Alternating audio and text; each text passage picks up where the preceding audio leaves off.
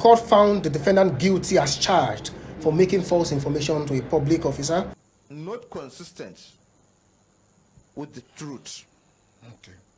Not consistent with Not the truth. consistent with our story. With our story, sir. Okay. Hello viewers, we are right now in Benin City, Zone 5 Command Headquarters concerning Ruth Matthews' case. And right now we are about to go to the Zonal PRO's office to hear from him. Stay tuned. God bless you. Good morning, distinguished members of the press.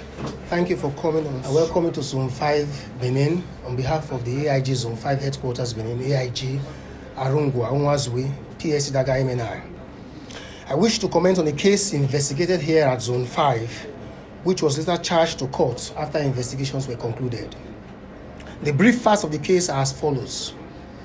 Sometime in February 2019, one handicapped woman named Ruth Matthews and her 4 children, all males, and a stepdaughter attended a program at Mercyland Deliverance Ministry in Efurun, Warri, Delta State, Nigeria, founded by Prophet Jeremiah Omotofufeyin. While the program was ongoing, 2 women approached Ruth Matthews and requested she allowed her son, Triumph, who was 6 years old then, to show them where they could get Indomie noodles to buy.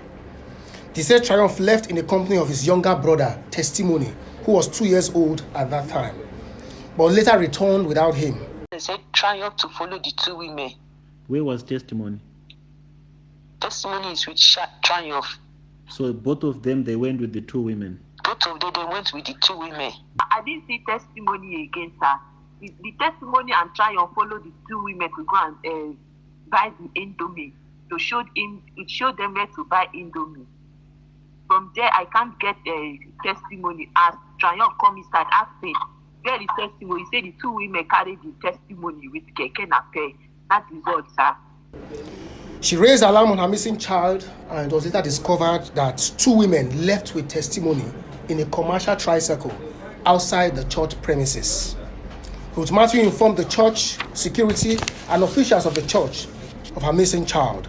But when nothing concrete was done to assist her recover her child, she reported to the nearest police station, which was Ebrumede Police Division. According to her statement, she was still unable to get the desired assistance from the local police, as well as a human rights organization within Warri, where she also reported to. She thereafter proceeded to Brekete TV in Abuja, a human rights television station, as well as other social media platforms, including Facebook, to seek help to recover her missing child, accusing the church founder, Prophet Jeremiah Omotofufeyin, of having a hand in the kidnap of her child, disparaging the good name and image of the force in the process. A petition was later written to the AIG Zone 5 Benin on her behalf. Later, a counter petition was also written by the church authority, alleging conspiracy, false information to the police, and defamation of character on the part of Ruth Matthews. Both petitions were harmonized and consolidated for discreet investigation. After police investigation, Ruth Matthews was found to have conspired and to have given false information to the police, and was therefore charged to court on a 13-count charge under Section 215A, as well as under Section 375 of the Criminal Code Law of Delta State 2006 for conspiracy, false information, and defamation of character, respectively. Not consistent with the truth. Okay. Not consistent with Not the truth. consistent with our story. With our story, sir. Okay. After a lengthy and thorough court process, the Honorable Court finally reached a verdict in respect to counts 4, 9, 10, 12, and 13. The court found the defendant guilty as charged for making false information to a public officer and for publishing defamatory statement against the founder of Mercyland Deliverance Ministry, Prophet Jeremiah Omotofufeyin. She was subsequently sentenced to 3 months imprisonment or an option of fine of 20,000 naira.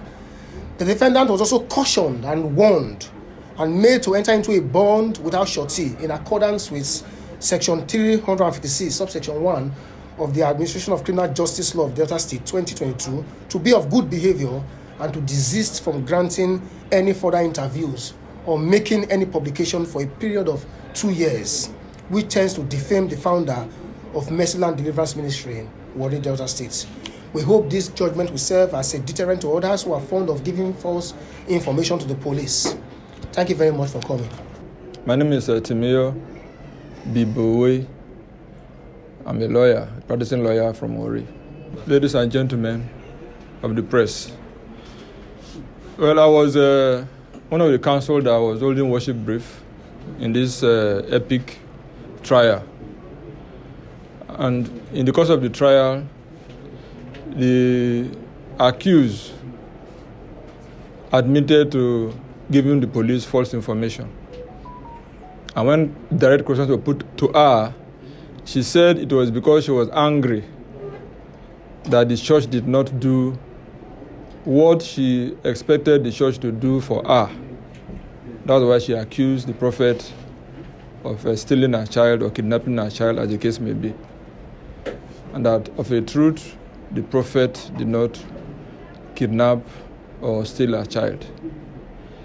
If any of you have the opportunity to go through the proceedings, certified true copy of the proceedings, it's well spelled out there with the handwriting of the judge that sat over the trial.